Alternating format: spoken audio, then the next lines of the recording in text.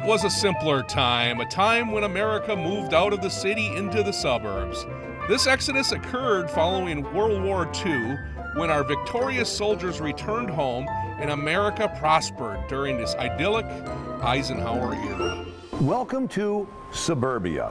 It's kind of where the urban sprawl sort of ended and became the suburban sprawl, right on the edge of farm country. This is where rural meets your neighborhood. If you look back at the Twin Cities metro area in 1950, approximately 70% of the people lived in Minneapolis and St. Paul. By 2010, that number had changed to a mere 20%.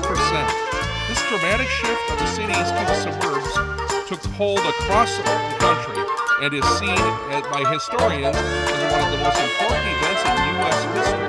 The Minnesota Historical Center has developed an exhibit to shed light. More and more young families, young people starting out, and the available housing, thanks again to the GI Bill and VA mortgages and all of that, available housing was often in the suburbs. In the 1950s, the average age of marriage was 19, which in turn created the baby boom, which in turn created the housing boom. Part of what fueled this whole outward migration to the suburbs had to be the building boom, or again, it's one of these situations like which came first. But there were so many developers, Kate, that probably would crank out one home after another. And I say developers because they became developments where each home looked very similar, maybe changed the siding or some such. Yeah, that's right. I mean, certainly there was a need for this housing because so many servicemen are coming back after World War II, starting families. The most affordable place they can purchase, because there are great VA loans too going at this time, is to find a house out in the suburbs. And then, like you say, the houses themselves need to go up quickly. There isn't a great desire at this point to do a whole lot of difference in these houses. Uniformity is okay. Ah yes, good old uniformity. Hey, if the Cleavers, Nelsons, and Douglases have house looks like this, then ours should also. An area like this might be inside one of the model homes in a suburban development, where you'd sit down with a sales rep who would probably allow you to go through and pick out the features, because these homes were all pretty much cookie cutter, weren't they, Kate? That's right, that's right. They start out being very much the same, but then it's the details that start to make the difference. So you could pick your own flooring. To a certain extent, you could pick your counter covers, you know, things like that. Some of your fixtures, some of your bathroom fixtures. And that's what would start to make the house feel like your own.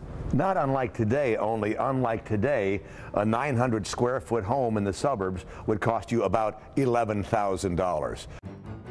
And these affordable homes in these affordable manufactured neighborhoods also brought a boom to the auto industry, because now we needed to drive everywhere. We have an expanding population, a growing middle class, lots of baby boomer children that need transportation, need a place to live. And then as these places to live grow up in the suburbs, we really do need the roads to support them. There's more disposable income. There's more income at a national scale to build those roads. So it all sort of comes together. It's sort of a prosperous time in general. And of course, Dad's pride and joy was the family vehicle. The family car, probably symbolized by this station wagon, was sort of the ticket to suburbia, wasn't it? Absolutely. If you're going to live away from the metro, and you're going to have children, and you're going to need to get places, you're going to need a car like this 56 Chevy Townsman. And you know what I think is great about this car? I mean, it's a beautiful car in itself, but also you take this and you put it next to today's minivan, and it's the same impulse, isn't it? Yeah, but probably weighs twice what that minivan. Probably does. That's true.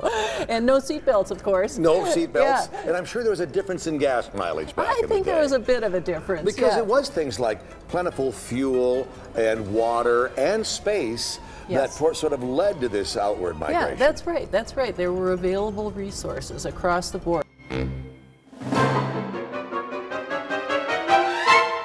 And once inside the suburbia house, the options available to Mom and Dad were limitless. Chrome ruled the day, and after Sputnik, everything took on a Buck Rogers look. Let's start in the kitchen. Anybody who is anywhere near my age is going to come in here and go, I had that on our kitchen counter. We had these pots and pans. We had the mixer on the countertop, and all of these things. Mm-hmm.